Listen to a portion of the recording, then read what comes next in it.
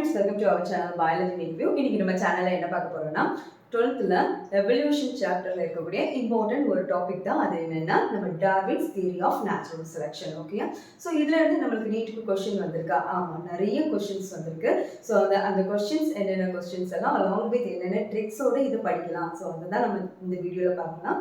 First time நம்ம video பார்க்குறதா இருந்தால் மறக்காம சப்ஸ்கிரைப் பண்ணுங்க. வாங்க இப்போ வீடியோ பார்க்கலாம். Okay, first Darwin's theory of natural selection. ஓகேயா, ஸோ இந்த டார்வின் வந்து நம்மளுக்கு வந்து நல்லாவே தெரியும். ஃபாதர் ஆஃப் எவல்யூஷன் யாரு அப்படின்னு கேட்டால் அது டார்வின் தான். ஓகே, ஸோ இவங்க வந்து ஃபாதர் ஆஃப் எவல்யூஷன் அப்படின்னு ஒரு பெரிய போஸ்டிங் வரதுக்கு இவங்க அப்படி எவல்யூஷன் ஃபீல்டில் என்ன செய்தாங்க அப்படின்னு பார்த்தீங்கன்னா, எப்படி ஆரிஜின் வந்து என்னது எவால்வ் ஆச்சு. ஓகேயா, ஒரு ஸ்பீசிஸ்ல இருந்து இன்னொரு ஸ்பீசிஸ் எப்படி வந்து டெவலப் ஆச்சு, அது ரொம்ப சிம்பிளாக எல்லாருக்கும் புரியுறது மாதிரி எக்ஸ்பிளைன் பண்ணாங்க. அதை தான் நம்ம இப்போ பார்க்கலாம். ஓகே, ஃபர்ஸ்ட் பார்த்தீங்கன்னா நம்ம நேச்சுரல் செலக்ஷன் இதோட பேசிக் கான்செப்ட் என்ன அப்படின்னு நம்மளுக்கு தெரிஞ்சிருக்கணும். அப்படி பார்த்தீங்கன்னா one is the gradual evolution. இதை லீட் பண்ணி கொண்டு போகிறது யாரு? By variation. ஓகே, ஸோ இதை சைடில் நீங்கள் நோட் பண்ணிக்கோங்க.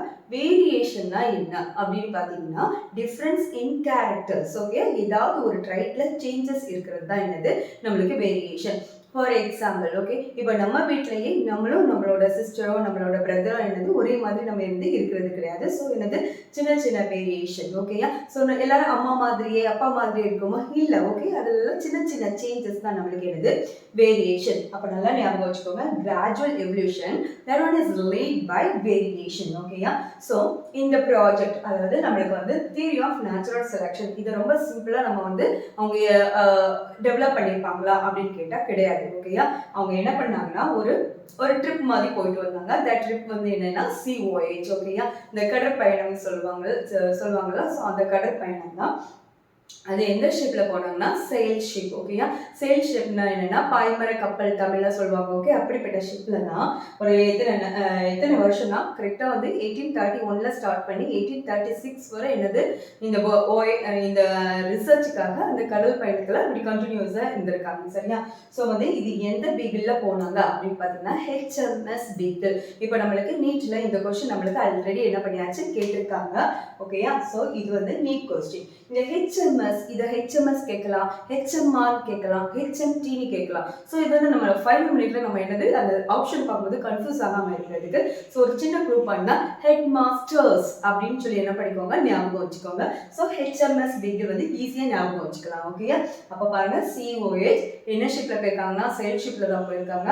ஸோ இவங்க போன அந்த ஷிப்போட நேம் என்னது அப்படின்னு பார்த்தீங்கன்னா HMS பீகிள். ஓகே, ஸோ எத்தனை வருஷம் 1831ல ஸ்டார்ட் பண்ணி 1836ல எண்ட் ஆயிருக்கு. ஓகே, ஸோ இந்த டைம்ல இவங்க என்ன பண்ணாங்கன்னா கிட்டத்தட்ட நிறைய ஐலாண்ட்ஸ், ஓகே, நிறைய ஐலாண்ட்ல போய் விசிட் பண்ணி நிறைய இன்ஃபர்மேஷன் என்ன பண்ணியிருக்காங்கன்னா கேதர் பண்ணியிருக்காங்க.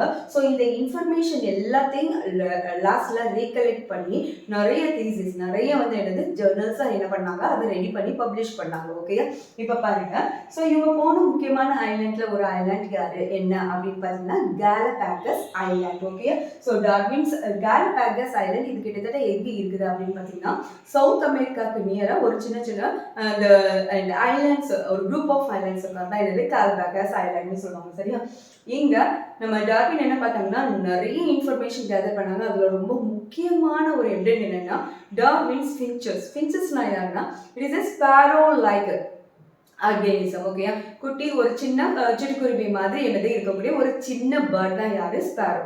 பட் இவங்களோட என்னதுன்னா இதை பார்த்தோன்னே யுவாசாமே ஹிஸ்ட்ரி எப்படின்னா ஒரே இடத்துல நம்மளுக்கு ஃபின்ச்சஸ் தான், பட் வந்து டிஃப்ரெண்ட் ஸ்பீசிஸ் ஆஃப் ஃபின்ச்சஸ் அங்கே இருந்துச்சு. சரியா, இதுல என்ன வேரியேஷன் இருந்துச்சு அப்படின்னு பார்த்தீங்கன்னா இப்போ இதுல சில பீக்ஸ் வந்து ரொம்ப ஷார்ப்பா இருக்கும், பாடி பேட்டர்னும் ஒரே மாதிரி தான் இருந்தது. பட் எதுல சேஞ்சஸ் இருக்குன்னா அதோட பீக். ஓகேயா, அதோட பீக்ல வந்து சிலது வந்து என்னது இன்செக்ட் சாப்பிட்றது மாதிரி இருந்து, சிலது அதோட ஃப்ரூட்டோட சீடை சாப்பிட்றது மாதிரி இருந்து, என்னோட ஃப்ளஷி கண்டென்ட்டை சாப்பிட்றது மாதிரி இருந்தது. ஓகே, ஏன் இப்படி இவ்வளோ வேரியேஷன் இருக்குது அப்படின்னு அனலைஸ் பண்ணும்போது தான் என்னன்னா இவங்க அந்த ரீசோர்ஸஸை ஷேர் பண்ணதுனால தான் இவ்வளோ ஸ்பீசிஸை என்ன பண்ண முடிஞ்சது, டெவலப் பண்ண முடிஞ்சுது.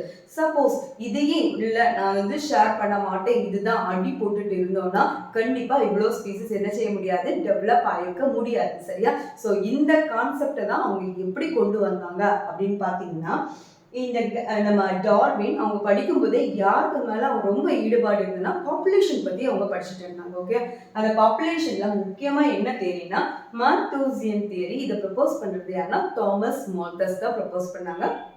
இவங்க என்ன சொன்னாங்கன்னா பாருங்க, இதுதான் நம்மளுக்கு வந்து நேச்சுரல் செலெக்ஷன் தியரி டார்வின் வந்து கொடுக்கறதுக்கு ஒரு பெரிய இன்ஸ்பிரேஷனா இருந்தது கூட என்ன செய்யலாம் சொல்லலாம். சரியா, இப்ப பாருங்க, இப்ப இதுல நம்ம மால்தூசியன் தியரியில என்ன சொல்லியிருக்காங்க அப்படின்னு பாத்தீங்கன்னா population increases geometrically rather than arithmetically. Okay, அப்ப geometrically என்னது அப்படின்னு பாத்தீங்கன்னா பாருங்க, எல்லாம் டபுள் ஆகும். Okay, 2 to 4, 4 to 8, 8 to 16, 16 to 32, 32 to 64.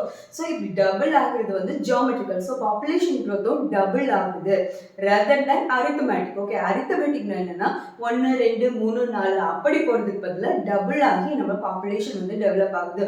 So இதோட கான்செப்ட் தான் நம்ம வந்து யாரு நம்மளோட டார்வின் வந்து அப்படி அப்சர்வ் பண்ணிட்டு அது என்னது நேச்சுரல் செலெக்ஷன் தியரியில இந்த பாப்புலேஷன் எப்படி ப்ளே ஆகுது அப்படின்னு கிளியர் கட் ஐடியாவை நம்மளுக்கு கொடுத்தாங்க. சரியா, இப்ப பாத்தீங்கன்னா நம்மளுக்கு டார்வின் ப்ரப்போஸ் பண்ணதுல ஃபர்ஸ்ட் நீங்க பாத்தீங்கன்னா நிறைய, அதாவது டைரக்டா இதுல வந்து ஒரு சின்ன ஈவென்ட் மட்டும் இல்ல, நம்பர் ஆஃப் ஈவென்ட்ஸ் வந்து இன்வால்வ் ஆகுது. சரியா, இல்ல ஃபர்ஸ்ட் பாத்தீங்கன்னா பாருங்க, சென்ட்ரல் தீம் ஆஃப் டார்வின் அதை எடுத்துக்கிட்டீங்கன்னா இல்ல நிறைய சப் ஹெட்டிங்ஸ் வரும். ஓகே, இது அவ்வளோ சேர்ந்துதான் ஒரு நேச்சுரல் செலெக்ஷனை நம்மளுக்கு வந்து என்ன பண்ணோம் எக்ஸ்பிளைன் பண்ணோம்.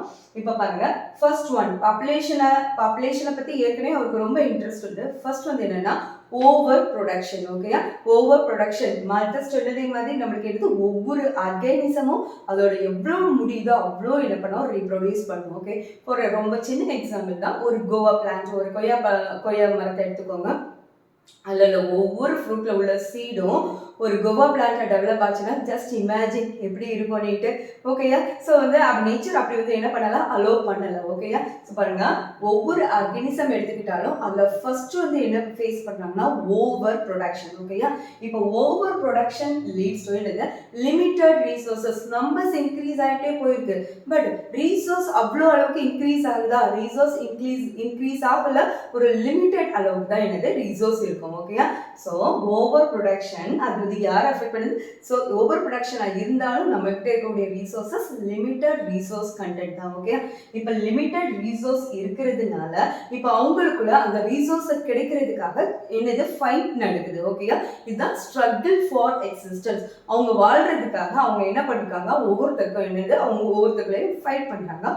இந்த காம்படிஷன்ல ரெண்டு காம்படிஷன் இருக்கு. ஓகே, ஒன்று வந்து என்னன்னா இன்டர் ஸ்பெசிபிக் காம்படிஷன், இன்னொன்று என்னன்னா intra specific competition. Okay, inter specific காம்படிஷன்னா ஒரு ஸ்பீசிஸ்க்கும் இன்னொரு ஸ்பீசிஸ்க்கும் இடையில நம்மளுக்கு காம்படிஷன் நடந்ததுன்னா inter specific competition. For example இப்போ பார்த்தீங்கன்னா ஸ்னேக், இன்னொன்று என்னது ஃப்ராக், இந்த ரெண்டுக்கும் காம்படிஷன் இருந்ததுன்னா அது என்னது இன்டர் ஸ்பெசிபிக். ஓகேயா, இப்போ இன்ட்ரா ஸ்பெசிபிக் ஒவ்வொரு மெம்பர்ஸ்குள்ள நடந்ததுன்னா அது என்னது இன்ட்ரா ஸ்பெசிபிக் காம்படிஷன். ஓகே, இப்போ இப்படி காம்பீட் பண்ணும்போது யாரு பெட்டரா அவங்கள வந்து என்ன பண்ணிருக்காங்க அடாப்ட் பண்றாங்களோ அவங்களால என்ன பண்ண முடியும், கம்பீட் பண்ணி சர்வைவ் பண்ண முடியும். சரியா, பாருங்க, இப்போ struggle for existence that leads to changes in the character, that one is known as என்னது வேரியேஷன். ஓகே, இப்போ நம்மளுக்கு என்னது வேரியேஷன், நம்மளுக்கு அந்த ஆர்கானிசத்துல வேரியேஷன் டிஃப்ரெண்ட் அந்த கேரக்டர் டெவலப் ஆயாச்சு.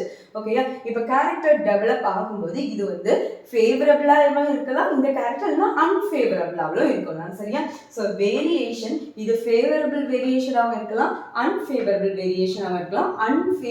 வேரியபிள்னா அது அப்படி நேச்சர் அதை கண்டுகிடவே செய்யாது.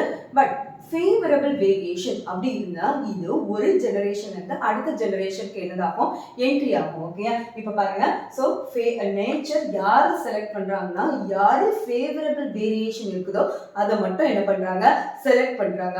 இப்போ செலக்ட் ஆகுறது என்னன்னா சர்வைவல் ஆஃப் த ஃபிட்டஸ்ட். ஓகேயா, ஸோ அவங்களுக்கு வந்து என்னது அந்த அடாப்டபிள் கேரக்டர் டெவலப் ஆயாச்சு. ஸோ இவங்க வந்து அந்த பர்டிகுலர் ஹேபிட்டேட்க்கு இவங்க வந்து என்னது adaptable. Okay, so survival of the fittest, survival of the fittest இருந்தாங்கன்னா அந்த கேரக்டர் வந்து என்னது இன்ஹெரிட்டன்ஸ், ஒரு ஜெனரேஷனுக்கு இன்னொரு ஜெனரேஷன் என்னதாயிட்டு இருக்கோ போயிட்டே இருக்கும். இது அவ்வளவுமே என்னது ஃபேவரபிள் வேரியேஷன்னால நேச்சர் செலக்ட் பண்ணுது. ஓகே, இப்போ இன்ஹெரிட்டன்ஸ் ஆஃப் அக்யூட் அவங்களுக்கு கிடைச்ச கேரக்டர் ஒரு ஜெனரேஷனுக்கு இன்னொரு ஜெனரேஷன் போயாச்சு.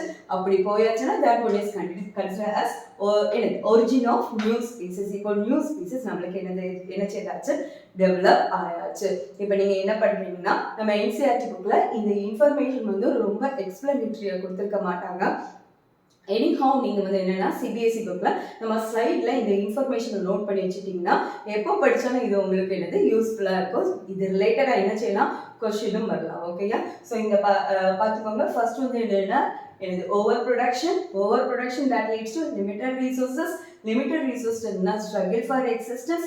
இதில் ரெண்டு காம்படிஷன் வரும். ஒன்று இன்டர்ஸ்பெசிஃபிக் இன்ட்ராஸ்பெசிஃபிக் that leads to என்னது வேரியேஷன். இது ஃபேவரபிளாக இருந்தால் நேச்சர் செலக்ட் பண்ணும். நேச்சர் செலக்ட் பண்ணிச்சுன்னா அவங்க என்னது சர்வைவல் ஆஃப் த ஃபிட்டஸ்டாக இருப்பாங்க. Fittest according to Darwin fittest organism யார் அப்படின்னு பார்த்தீங்கன்னா செக்ஷுவலி ரீப்ரொடியூசிங் ஆர்கானிசம். ஓகே, அவங்க தான் ஃபிட்டஸ்ட். ஓகே, செக்ஷுவலி ரீப்ரொடியூஸ் பண்ணாலே அங்கே என்னது இன்ஹெரிட்டன்ஸ் ஆஃப் அக்யூட் கேரக்டர் ஒரு ஜென்ரேஷன் வந்து இன்னொரு ஜென்ரேஷனுக்கு மூவ் ஆகும். Then origin of new species. Okay, so இந்த இன்ஃபர்மேஷன் கண்டிப்பாக உங்களுக்கு யூஸ்ஃபுல்லாக இருக்கும்னு நினைக்கிறேன். உங்கள் ஃப்ரெண்ட்ஸ்க்கும் ஷேர் பண்ணிக்கோங்க.